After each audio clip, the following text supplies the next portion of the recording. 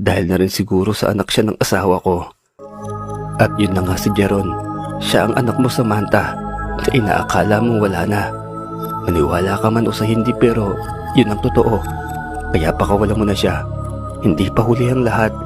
Pwede pa kayo magsimula ng bagong buhay ng masaya.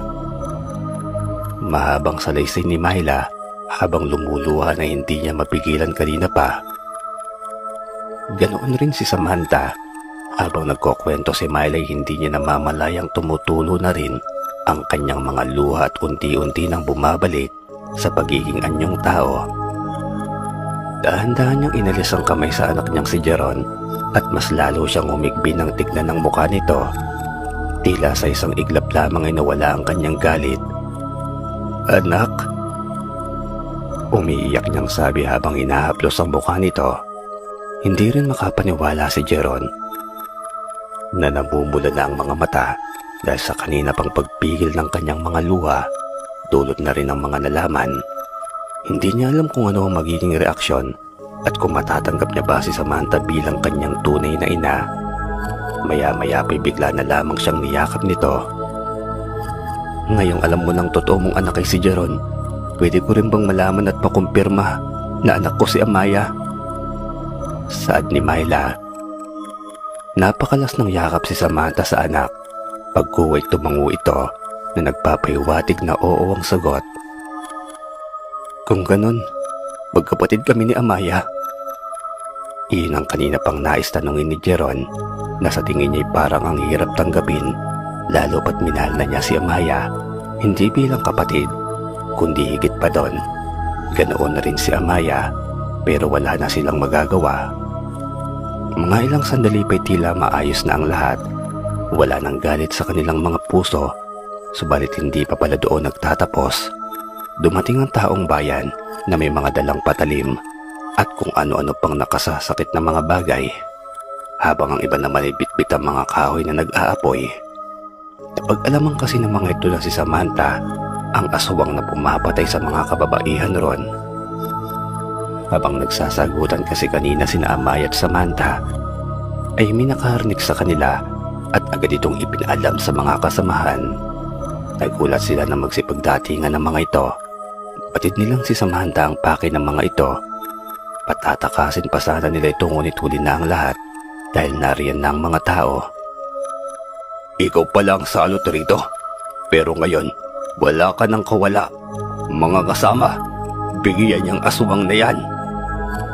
Saad ng isang lalaki na kapitan ng barangay na yon. "Oo nga, takbusin yan dahil tinapos niya rin ang anak ko, ang mga anak namin." Sigaw ng isang ginang doon. Agad namang sumunod ang mga tauhan nito. Lumapit sila kay Samantha at handang makipaglaban. "Wala akong balak na saktan kayo. Hayaan niyo na ako. Ngayon ko lang makakasama ulit ng anak ko. Kaya pagbigyan niyo na ako. Hayaan niyo kami magsimula ulit ng panibagong buhay." Wika ni Samantha habang nasa likuran ng kanyang anak. Samantalang sina Myla at Edgar, kasama si Amaya, ay nasa isang tabi lamang at nag-aalala rin para sa mga ito. Hindi na sila makalapit dahil hinarangan sila ng mga tao. "Huwag mo akong tramahan, aswang ka. Ang mga katulad mong salot ay hindi na dapat pang binibigyan ng pagkakataon. At ikaw, Jeron, dahil may pinagsamahan naman tayo kahit papaano, pabibiliin kita. Sumama ka sa amin at iwanan ang aswang na yan. O kung hindi, kasama kanyang mamamaalam sa gabing ito. Kaya mamili ka na." Saad pa ng kapitan, sabay hugot ng baril sa kanyang tagiliran. "Hindi ako sasama sa inyo. Kahit na anong mangyari, hindi ko iiwan ang aking tunay na ina. Kahit pa sa kamatayan."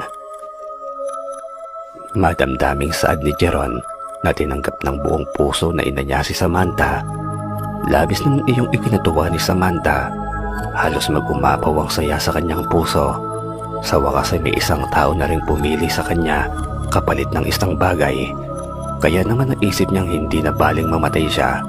Ang mahalaga ay mawawala siyang masaya. "Salamat, anak. Maraming salamat. Mahal kita." Nakangiting wika ni Samantha sa anak na si Jeron. Mahal din kita, inay. Tugon ni Jeron. Ilang saglit pa, sunod-sunod na putok ng baril ang umalingaw-ngaw sa buong paligid. Sabay na bumagsak ang katawan ng mag-ina dahil sa pagkakabaril sa kanila ng kapitan. Napatakip naman ng bibig ang mag-inang Myla at Amaya at sabay na muling umiyak. Naglandas rin ang mga luha ni Edgar. Sobrang sakit din yun para sa kanya dahil anak niya rin si Jeron na hindi niya akalaing hanggang doon na lamang pala yun. Umalis na ang mga tao kasama ng walang awang kapitan. Doon lamang nakalapit ang tatlo. Napakasakit kung kailan pa nagkita ang mag-ina at nalaman ng totoo ay saka pa iyon nangyari. Inilibing nila ang mag-ina kung saan magkatabi lamang ang mga puntod nito. Parati nila itong binibisita at dinadalhan ng bulaklak. Masakit man iyon para sa kanila, ngunit kailangan nilang tanggapin. Pero kahit papaano ay masaya pa rin sila dahil magkasama ng mga ito sa kabilang buhay. Maraming salamat po, inay.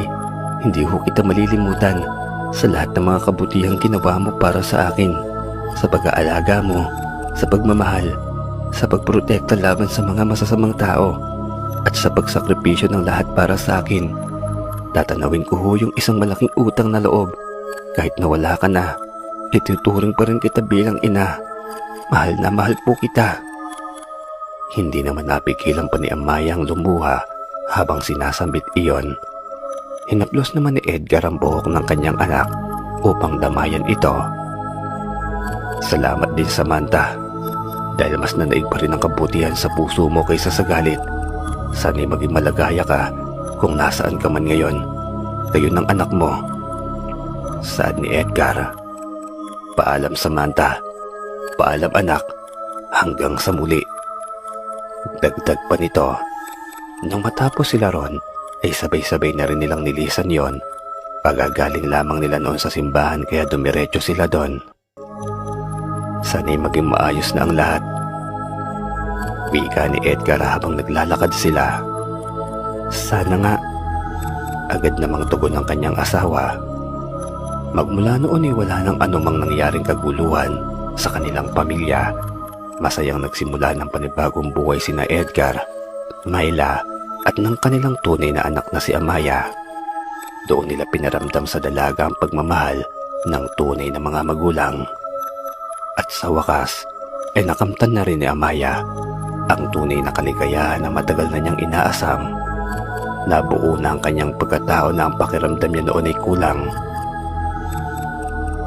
Ilang taon pang lumipas ay nagdalang tao si Myla at ng ibang anak niya ito ay si Amaya nagdesisyon na bigyan ng pangalan ito at pinangalanan niya itong Samantha.